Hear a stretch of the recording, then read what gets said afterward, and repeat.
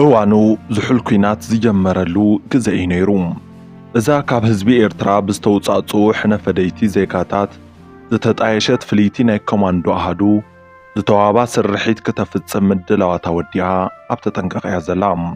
እዛ ኣብ መወዳእታ 1960ታት ዝተመስረተት ፍሉይ ልኡኽቶ ዝተዋሃባ ኮማንዶ ኣሃዱ ዕላማ ዝገበረተን ነተን ኣጽዋርን ወታደራትን የመላልሳ ዝነበራ ዋንነተን ናይ ሃገረ ኢትዮጵያ ዝኾና ነፈርቲ እዩ።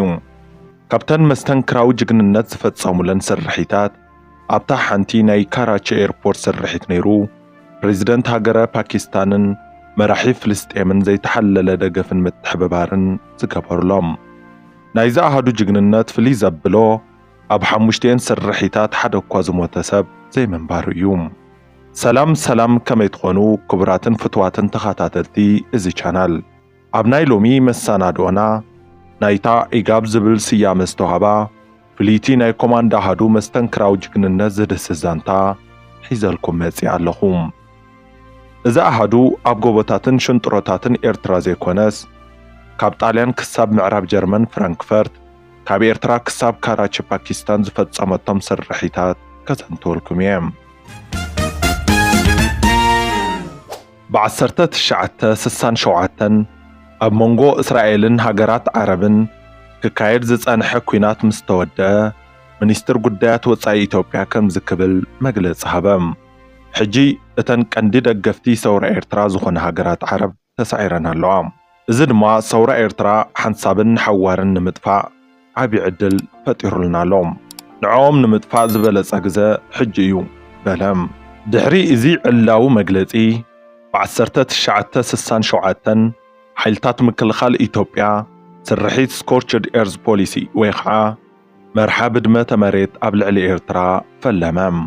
መንበሪ ኣባይቲ ንጹሃት ሲቪልያን ዘይፈለየ ኣብ ቆላታት ይኹን ደጉዓታት ኤርትራ ድማ ብኣልማሚት ደብዳብ ፈጸመ። እንስሳታት እውን እንተኾና ምሕረት ኣይረኸባን። ንመስተማይ ዘገልግላ ዒላታት እውን ተመረዛ። ኣብቲ እዋን ገዛኢን ደራሲ ኤርትራ ዝነበሩ ኣስራት ካሳ እውን ነዚ ተግባር የፈጽሙ እዮም ነይሮም። ኣብቲ እዋን ነይሩ ኣብ ታሪኽ ንፈለማ እዋን ማዕበል ህዝቢ ኤርትራ ናብ ሃገረ ሱዳን ዝተሰደደ። ውስናት ካብቶም ሽዑ ዝተመዛበሉ ዛጊድ ኣብ ተዓቂቦምሉ ዝነበሩ ከባብታት ሱዳን ይርከቡ። ኣብቲ እዋን ሓይልታት ምክልኻል ኢትዮጵያ ከቢድ በሰላ ዘስዕበ ዘስካሕክሕ መጥቃዕቲ ካብ ማሕበረሰብ ዓለም ተኸዊሎም ኣብ ልዕሊ ህዝቢ ኤርትራ ፈጸሙ። እዚ ዘስካሕክሕ መጥቃዕቲ ነይሩ ንምስረታ እታ ፍልይቲ ኣሃዱ ኮማንዶ ምኽንያት ዝኾነ። ኢጋብ ዝብል ቃል ካብ ቋንቋ ዓረብ ዝተወሰደ ኮይኑ ቀጥታዊ ትርጉሙ ድማ መቕጻዕቲ ማለት እዩ።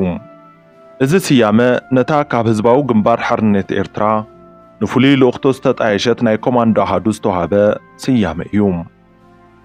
ነዚ ኣሃዱ ዝመስረታን ብላዕለዋይነት ዝከታተላን ዑስማን ሳልሕ ሳቤ እዩ። ነቶም ኣባላት ኣሃዱ ዝሓረዮም ባዕሉ ዑስማን ሳልሕ ሳቤ እንትትኸውን ኣጽዋርን ተተኮስትን ናብቲ ስርሒት ዝፍጸመሉ ቦታ ዘጓዓዕዘሎም እውን ባዕሉ እዩ ነይሩ። እዛ ውስናት ኣባላት ዘለዋ ፍልይቲ ናይ ኮማንዶ ኣሃዱ ዝተመስረተት ኣብ ፈለማ 1969 እንትትኸውን ዓለም ለኸ ሕጊ ኩናት ኣኽቢራ ልኡኽትኣ ክተፍጽም ብደም ኣብ ዝተጸሓፈ ሰነድ ተስማዕሚዓ እያ። ህዝባዊ ግንባር ሓርነት ኤርትራ ነዚ ኣሃዱ ዝመስረተሉ ዋና ዓላማ ኣቓልቦ ዓለም ንምርካብን ኣብ ኤርትራ ዝካየድ ዝነበረ ዘስካሕክሕ መጥቃዕቲ ንህዝቢ ዓለም ንምፍላጥን ዝዓለመ እዩ ነይሩ። እተን ወታደራትን ኣጽዋርን ናብ ኤርትራ መጓዓዓዝ ተጸሚደን ዝነበራ ዋንነተን ናይ ሃገረ ኢትዮጵያ ዝኾና ናይ ሲቪል መጓዓዝያ ነፈርቲ ድማ ዋና ዓላማ እዛ ኣሃዱ እየን ነይረን። በዝሖም ኣባላት እዚ ኣሃዱ ካብ ናይ ህዝባዊ ግንባር ሓርነት ኤርትራ ናይ ወጻኢ ቢሮ ኣባላት ዝተመልመሉ እንትትኾኑ ወዲ 14 ዓመት ዝነበረ ኣሕመድ ኣሚን ብርሃን እውን ይርከቦም። ኣባላት እዚ ኣሃዱ PLO ዝተባሃለ ናይ ፍልስጤም ሓራ ንምውጻእ ዝቃለስ ውድብ ካብ ዝውንኖም መሰልጠኒ ካምፕታት ኣብቲ ሓንቲ እዮም ብቑዕ ስልጠና ወሲዶም። ኣብቲ እዋን ናይ PLO መራሒ ዝነበረ ኣቡ ኣያድ ወይ ከዓ ብቕጽል ሽሙ ዋሊድ ኒሜር ድማ ብኣካል እናኸደ ይከታተሎም ነይሩ። እዛ ፍልይቲ ኣሃዱ ኣብ ዝተፈላለዩ ክፋላት ዓለም ኣብ ልዕሊ ነፈርቲ ሃገረ ኢትዮጵያ ዘብጽሐቶ መጥቃዕቲ ከቢድን ኣቓልቦ ዓለም ዝሰሓበን እዩ ነይሩ። እዚ ኣሃዱ ብዝፈጸመቶ ስርሒት ምኽንያት 400 ነፈርቲ ኢትዮጵያ ዝጥቀሙ ተጓዓዝቲ ቀኒሶም እዮም። ትካላት ኢንሹራንስ እውን እንተኾኑ ሃገረ ኢትዮጵያ ብዝፈጸመቶ መጥቃዕቲ ዝተለዓለ ዒላማ ከም ዝተገበራ ብምግላጽ ንሃገረ ኢትዮጵያ ካሕሳ ክኸፍሉ ፈቃደኛታት ኣይነበሩን። ሕራይ እምበኣር ክቡራት ተመልከትና ሕዚ ድማ ሕድሕድ እዚ ኣሃዱ ዝፈጸመቶም 5 ስርሒታት ሓደ ብሓደ ከዘንትወልኩም እየ። ፈላማይን ኣብ ሃገረ ጀርመን ኣብ ፍራንክፈርት ዝተፈጸመን ስርሒት እዋኑ መጋቢት 11 1969 ሰሉስ መዓልቲ ሰዓት 8 ድሕሪ ቀትሪ እዩ ነይሩ። ዋንነታ ናይ ሃገረ ኢትዮጵያ ዝኾነት ቦይንግ 707 ነፋሪት ካብ ኣቴንስ ግሪክ ተበጊሳ ናብ ምዕራብ ጀርመን ፍራንክፈርት ተሕንበባላ። ኣብ ውሽጣ ግን ክልተ መሐመድ ዑስማን ዩሱፍን መሐመድ አሊ ኦማርን ዝተባሃሉ ኣባላት ኣሃዱ ኢጋብ ተሳፊሮም ኣለዉ። ፍስሓ ኣብርሃ ኣብቲ እዋን ምስኦም ኣይነበረን። ኣብታ ዕለት ሰዓት 8 ድሕሪ ቀትሪ ኣብታ ነፋሪት ዝተጸመደ ብጋዜጣ ዝተጠቕለለ ፈንጂ ፈንዲኡ ነታ ነፋሪት ኣብ ክልተ መቐላ። እቲ ፈንጂ ዝፈንደአሉ ግዜ ብጥንቃቐ ስለ ዝተመረጸ ሓደ እኳ ዝተጎድአ ሰብ ኣይነበረን። ኩሎም ተጓዓዝቲ ምስ ወረዱ፣ ኣብረርቲ ፓይለታት ምስ ወረዱ፣ ናይ ጽሬት ሰራሕተኛታት እውን ስርሖም ምስ ወዱ እዩ ነይሩ ዝፈንደአ። እታ ነፋሪት ሙሉእ ንሙሉእ ዝዓነወት እንትትኸውን እቲ ውሩይ ጋዜጣ ደቡብ ጀርመን ነቲ ዘጋጠመ ኪሳራ 25 ሚልዮን ዶቼ ማርክ ከም ዝኾነ ድሕሪ እቲ ስርሒት ኣብ ዝወፅእ ሕታሙ ገሊጹ እዩ። ወሲኹ እውን ፖሊስ ጀርመን ብዝገበሮ ምርመራ ክልተ ዕጡቃት ከም ዝፈጸምዎን ኣባላት ህዝባዊ ግንባር ሓርነት ኤርትራ ክኾኑ ከም ዝኽእሉን ኣረጋጊጹ እዩ። እቲ ስርሒት ኣቓልቦ ዓለም ዝሰሓበ እዩ ነይሩ። ነቲ ስርሒት ስዒቡ መንግስቲ ኢትዮጵያ ኣብ ዘውፅኦ መግለጺ ነቲ መጥቃዕቲ ሶርያውያን ከም ዝመርሕዎ ክኸስስ እንከሎ መንግስቲ ሶርያ ግን ነቲ ክሲ መሰረት ዘይብሉ ውንጀላ ክብል ነጺግዎ እዩ። ቀጺሉ እውን ቀዳማዊ ሃፀይ ሃይለ ስላሴ ኣብ ኢትዮጵያን ኤርትራን ኣብ ዝነበሩ ናይ የመን ማሕበረሰብ ከቢድ ስጉምቲ ከም ዝወስድ ተሓንዩ እዩ። እቲ ምንታይ ሃገረ የመን፣ ሃገረ ሶርያ፣ ሃገረ ሊባኖስን ሊብያን ቀንዲ ደገፍቲ ህዝባዊ ግንባር ሓርነት ኤርትራ ተገይረን ይረኣያ ስለ ዝነበራ እዩ። ነዚ ስርሒት ዘፈጸሙ ክልቲኦም ኣባላት ኣሃዱ ኢጋብ ግን በቲ ዝተተሓዘሎም መደብ መሰረት ስኑዕ ናይ ኢትዮጵያ ፓስፖርት ተጠቒሞም ናብ ምብራቕ ጀርመን በረሩ። ቀጺሎም ድማ ብዘይገለገል ታዕታዕ ናብ ሃገሮም ብሰላም በጽሑ። ካብ ግሪክ ኣቴንስ ናብ ምዕራብ ጀርመን ፍራንክፈርት ኣብ ዝበረርሉ እዋን ግን ናይ ሃገረ ሶርያ ፓስፖርት እዮም ተጠቒሞም ነይሮም። ካልኣይ ኦፕሬሽን ኣሃዱ ኢጋብ። እዚ ስርሒት እዚ ድማ ድሕሪ 2 ወርሒ ናይ ፍራንክፈርት መጥቃዕቲ ሰነ 8 1969 እዩ ተፈጺሙ። ናይ ዲፕሎማት ፓስፖርት ስለ ዘለዎ ካብ ፍተሻ ነፃ ዝኾነ ዑስማን ሳልሕ ሳቤ ነቲ ስርሒት ዘድልዮም ኣጽዋርን ፈንጅን ኣብ ሻንጣ መሊኡ ኣብ ካራቺ ፓኪስታን በፂሖሎም። ንዕኡ ተኸቲሎም ፍስሓየ ኣብርሃ፣ ኣሊ ሰይድ ዓብደላ፣ መሐመድ እድሪስ ጥሉሉን ዝተባሃሉ 3 ኣባላት ኢጋብ ዝተዋሃበም ልኡኽቶ ከፈጽሙ ካብ ሱዳን ናብ ቤይሩት ሊባኖስ ቀጺሎም ድማ ናብ ካራቺ ፓኪስታን ኣትዮም ኣለዉ። ኣብ ካራቺ ቱሪስት ሆቴል ኣብ ዝተተሓዘሎም ኣልጋ ኮይኖም ድማ ዘድልዮም ምድላዋት ይውግኑ ኣለዉ። ካብ ኣዛዚኦም ዑስማን ሳልሕ ሳቤ ነቲ ስርሒት ዘድልዮም ኣጽዋርን ቡምባን ተቐቢሎም ድማ ምድላዋቶም ወዲኦም ኣብ ተጠንቀቕ ይርከቡ። ብበረራ ቁጽሪ 772 መፍለይ ቁጽሪ ድማ ኢቲኤሲዲ እትፍለጥ ዋንነታ ናይ ኢትዮጵያ ዝኾነት ቦይንግ 707 ነፋሪት ተሳፈርቲ ጽዒና ብግብፂ ካይሮ ብፓኪስታን ካራቺ ኣቢላ ናብ ህንዲ ኣብ ምብራር ትርከብ። ካብ ካይሮ ግብፂ ተበጊሳ ነዳድን ንምምላእ ኣብ ዓለም ለኸ መዕረፎ ነፈርቲ ካራቺ ኣዕሪፋላ። እዞም 3 ኮማንዶታት ኣባላት ኣሃዱ ኢጋብ ነዛ መዓልቲ ይሕሉ እዮም ነይሮም። ሰነ 8 ረፋድ ኣብ ርእስኻ ዘላ እትመስል ፀሓይ ፓኪስታን ብሓያል ሙቐት ትፍንዋላ። ሙቐት ካብ ምዃኑ ዝተለዓለ ድማ ነበርቲ ካራቺ ረቂቕ ባህላዊ ክዳን ተኸዲኖም ናብራ ክስዕሩ ናብትን ይብሉ ኣለዉ። እዞም 3 መንእሰያት ኤርትራውያን ኮማንዶ ግን በቲ ዋዕቲ ገፊሕ ካፖርት ተኸዲኖም ናብ ዓለም ለኸ መዕርፎ ነፈርቲ ካራቺ ይግስግሱ ኣለዉ። ነበርቲ ከተማ ካራቺ በዚ ዋዕዚ ካፖርት ተኸዲኖም ብርሃት ዝሕጸቡ ዕቡዳት ካበይ መጺኦምና ክብሉ ብኣግራሞት ይርእይዎም ነይሮም።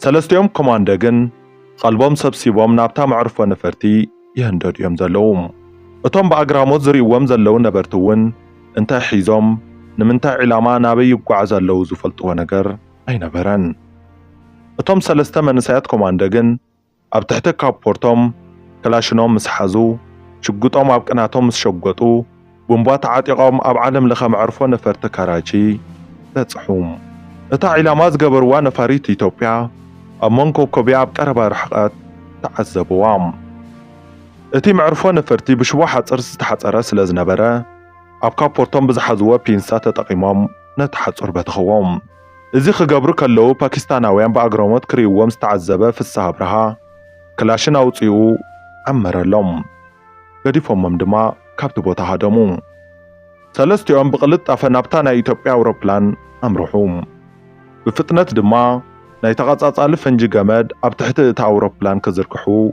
جمروم علي سيد عبد الله بتي ناي تقعزتي مدايبو نابتا نفاريت ديبم ابتا نفاريت كلتا ناي وصاي زيغاتات تقعزتن هوستساتن ترايوم نيروم علي سيد عبد الله كم زكبل ملغتا محلالفم كابزا دقيقة زيا جميرو إذا نفاريت اب تحت قصصر تقادلتي هزباو جنبار حرنت إرترا وعلالام اب تحتي تقاصاصال فنجي تأثير الله سلازلو دما هيوتكم نمتراب بفتنات وردو كبل بإنجليزيا ملغتا محلالفم اتم كلتا تقعزتي اتحدا وتدراو سلطانا زوسدا وتدر سلازنبره بأخ ودر نسيد علي عبد الله ابقصو حرموم دقبري اتي تسافاري استنادده سيد علي عبد الله سمعيتو تقاصاصيرو شقوط اوصيو اب لعلواي كفال اتا نفاريت كتكس جمرم شعو اتم تقعزتو كونه اتن هوستسات هيوتم نمتراف بهدما كابتا نفاريت وردوم علي سيد عبد الله دما نابتم بصاتو وردم نتي استفتره تخصص عيبوغن علم لخا معرفو نفرت كاراچي وتادراتن بوليساتن باكستان اعلقلقام شعو سلستيوم كوماندو بفتنات كلتا بومبا نابتا نفاريت دربيوم اتا حنت بومبا فنديا نتا حنت كنف أوروبلان وقعتام اتا حنت بومبا جن كيف فندقت كشفات رفت كم زي عنو زرعيو زوم كوماندوتات سلستيوم ننحد حدوم زحزوو سدسات ايايتي كساب زودو ابلعل اتا نفاريت بكلاشن تخصو كفتوم نايتا نفاريت وانا اكال بحمسات ايايتي وانفيت كونام أربعتات ايايتي دما ابتا حنتي نايتا نفاريت موتر عرفام بيمانا يقص نايتا نفاريت ندادي بحوي كندد انكالو حدا قوما اتا نفاريت ون تقاط الام بتا حدا قد زنبرا قوما اتا نفاريت دما فندقام كوتاس اتا نفاريت بحوي كتقاط الانكالا اتي معروفة نفرت بتكي تعفنام سرحتنياتات حدا حوي سيرنا ويخع متنقاق تاويات الناس معو نابتي معروفة نفرتن تقسكسو اتخبابي بمعبل هزبي اعلق ام عززتو بوليس حزابرت لبس مخاين نابتي معروفة نفرتن تبصحا حدا موكنن بوليس مقوله دمص تتغيمو نابتم سلسته كوماندتات قصو عزيرو ازي ملختي كاب بوليس باكستانيوم عين قدوكمن بسلام إيدكم هابو كبل يمحصنا لهم علي سيد عبد الله ناب مقوله دمص حيزو ملغت زم حلالف زلو بوليس موكنن قصو عزيرو حراي صقام يلن نحنا ناي إرترا زباو جبار تقادلتينا مساخم منم زرخب صقام يبلنان بلام بملاشو اتي باكستاناو موكنن بوليس أنا أبو حموش تقول عيام أمانوني تخونا عينة قدات أيك بصحكم يوم بالو بتحت النعم شعو زحزوا كلاشن بوليس باكستان مساركبو كابز مصو زي بحالو وتادرات باكستان نت ايربورت ورروهم اتم وتادراتن بوليسنجن قالوا ما يخبرون انا تتصرفوا انا دفوا انا وقعوا كنقلاتعوهم جمروم تعقستو تتصنققو علي سيد عبد الله اب تحت سرو تحبيا زنبره شقوط اوصيو ناب سماي تكوسم شعو كلهم ابلات سراويتن بوليسن باكستان بدنقاص ارحقهم بوتهم حزوم عزازي فولي حيل بوليس يكرتا بمحتات من منقلتع كم زي بصحو امينو علي سيد عبد الله زحزا شقوط تقبلهم ايدهم بكاتينا اسيرهم دما بزي من منقلتع ناب بوليس طابيا وسدوهم اب بوليس طابيا مس بصحو دما نحنا تقادلتي هزباو جنبار حرنتينا نابزي زمصانان تقعد زفصمنا دما ማሕበረሰብ ዓለም ንነጻነት ኤርትራ ቃልቦ ክህብ ንምግባርን መንግስቲ ኢትዮጵያ ብልዕሊ ህዝቢ ኤርትራ ዝፍጽሞ ዘሎ ዘስካሕካሕ መጥቃዕቲ ንክፍለጥን ደው ክብልን ንምግባር እዩ ክብሉ ብሓደ ድምፂ ቃሎም ሃቡ። ናይታ ዝዓነወት ናይ ኢትዮጵያ ነፋሪት አብራሪ ፓይለት ዝኾነ ጀፈር በቀለ C141 ዝተባህለት ናይ አሜሪካ ወታደራዊ አውሮፕላን ተጠቒሙ ናብ ሃገሩ ተመለሰም። እቲ ኣብ ዓለም ለኸ መዕርፎ ነፈርቲ ካራቺ ዘጋጠመ ነገር ድማ ንላዕለዎት ሰበስልጣን ሃገረ ኢትዮጵያ ሪፖርት ገበረም። እዞም ሰለስተ ኮማንዶ ቅድሚ ኣብ ትሕቲ ቁፅፅር መውዓሎም መንግስቲ ኢትዮጵያ ብኤርትራ ዘብፅሖ ዘሎ ግፍዒ ዝገልጽ በዝሒ ዘለዎ በራሪ ወረቐት ናብ ዝተኣከበ ህዝቢ በቲኖም እዮም። ናይ ሃገረ ፓኪስታን ሃገራት ዓረብን ካልኦት ሚድያታት ዓለምን ድማ ብዛዕባ እታ ዝዓነወት አውሮፕላን ዘዕነውዋ ኣባላትን ትሕዝቶ እቲ ዝተበተነ በራሪ ወረቐትን ክልተ ሶምን ብዘይ ምቁራጽ ርእሰ ዜና ገበሮም። ነዚ ስዒቡ ድማ መንግስቲ ኢትዮጵያ ኣብ ልዕሊ ህዝቢ ኤርትራ ዘብፅሖ ዝነበረ ግፍዓዊ መጥቃዕቲ ማሕበረሰብ ዓለም ክፈልጦ ከኣለም። ናይ ፓኪስታን ፖሊስ ምርመርኡ ምስ ወድአ ናብ ቤት ፍርዲ ፓኪስታን ቀሪቦም ንሕድሕዶም ነዊሕ ዓመታት ክፍረዶም ከኣለም። ቀዳማይ አሊ ሰይድ አብደላ 20 ዓመት ተፈረዶም። ካልኣይ ፍስሐ ብርሃ 23 ዓመት ተፈረዶም። ብሳልሳይ ደረጃ መሐመድ እድሪስ ጥሉል እውን ልዕሊ 20 ዓመት ተፈረዶም። ድሕሪ እዚ ፍርዲ ናይ ፓኪስታን ማሕበር ጠበቃታት ፕሬዝደንትን 7 ጠበቃታትን ብነፃ ክጣበቕሎም ፈቒዶም ይግባይበሉ። እዞም ሰለስተ ኮማንዶታት አባላት ህዝባዊ ግንባር ሓርነት ኤርትራ ምዃኖም አንጻር መንግስቲ ኢትዮጵያ ንፍትሕን ርትዕን ከም ዝቃለሱ ንቃልስን ዓመፅን ዘለዓሎም ድማ ግፍዒ መንግስቲ ኢትዮጵያ ከም ዝኾነ ብምምጓት ተኸራኺሮም በዚ ዝተለዓለ ድማ ፍርዶም ካብ ልዕሊ 20 ዓመታት ናብ 2 ዓመት ወረደም። መንግስቲ ኢትዮጵያ ኣብቲ እዋን ናይ ኢትዮጵያ ስቴት ሚኒስትር ዝነበረ ትውልደ ኤርትራዊ ስዩም ሓረጎት ወይ ከዓ ወዲ ሓረጎት አባይ ዝመርሖ ጉጅለ ናብ ሃገረ ፓኪስታን ብምስዳድ እዞም ሰለስተ ኮማንዶታት ተመሓላሊፎም ክወሃብዎ ሓቲቱ ነይሩ እዩ። ሚኒስትር ስዩም ሓረጎት ንሃፀይ ሃይለ ስላሴ ጓልጓሎም ዝተመርዐዎ እዩ ነይሩ። ዋላ እኳ እቲ ልኡኽ ጉጅለ ን10 መዓልትታት ኣብ ካራቺ ተጸንሐ ግን ብዘይ ፍረ ናብ ሃገረ ኢትዮጵያ ተመሊሱ እዩ። እዞም ሰለስተ ኮማንዶታት ኣብ ቤት መሓዩር ከም ዝኣተዎም ዝተሰምዐ ጸኒሓ ቀዳማይ ሚኒስትር ሃገረ ፓኪስታን ንምዃን ዝበቕዐት ቤናዚር ብህቶ ምስ 12 መንእሰያት ፓኪስታን 72 ሰዓታት ዝዘለቐ ምሕሳብ ምግቢ ብምክያድ ምእሳሮም ፍትሓዊ ከም ዘይኮነ ብምሙጋት ተቃውሞኣ ገሊጻ እያ። ምግቢ ንሓዘት እውን ትከታተሎም ነይራ እያ። ሰለስቲኦም ኣባላት ኮማንዶ ግን መንነታ ኣይፈለጡን ጸኒሖም። ንሳ ብዝገበረቶ ተቃውሞን ጻውዒትን ድማ ብነጻ ተፈትሑ። እዞም ኮማንዶታት ብቻይና ኣቢሎም ፍልስጤም ምስ በጽሑ ድማ ኣብቲ እዋን መራሒ ፍልስጤም ብዝነበረ ካሊል ኤልዋዚር ወይ ከዓ አቡ ጀሃድ ፍሉይ ናይ ድራር እንግዶት ተገይሩሎም እዩ። እዚ መራሒ ፍልስጤም ንናይ ፍልስጤም በዓል ስልጣን ዝነበረ ካሊድ አልሼክ ድማ ኣድላይ ደገፍን ሓገዝን ገይሩ ናብ ዓዶም ክስንዮም ገበረ። እዞም ሰለስተ ኮማንዶታት ዕውት ስርሒት ፈጺሞም ድማ ናብ ሃገሮም ብሰላም ተመለሱ። ሕራይ እምበር ክቡራትን ፍትዋትን ተኸታተልቲ እዚ ቻናል ኣብ ናይ ሎሚ መሰናዶና ኢጋብ ንዝፈጸመቶም 2 ስርሒታት ኣቕሪብናልኩም ኣለና። እተን ሰለስተ መስተንክራዊ ጅግንነት ዝተፈጸመለን ዓለም ሙሉእ ዝተደመመለን ዝተረፋ 3 ስርሒታት ኢጋብ ክነቕርበልኩም ድሌት እንተሊኩም ድማ ኣብ ኮሜንት ኣፍልጡና። ሰሰናይ ንዓኹም።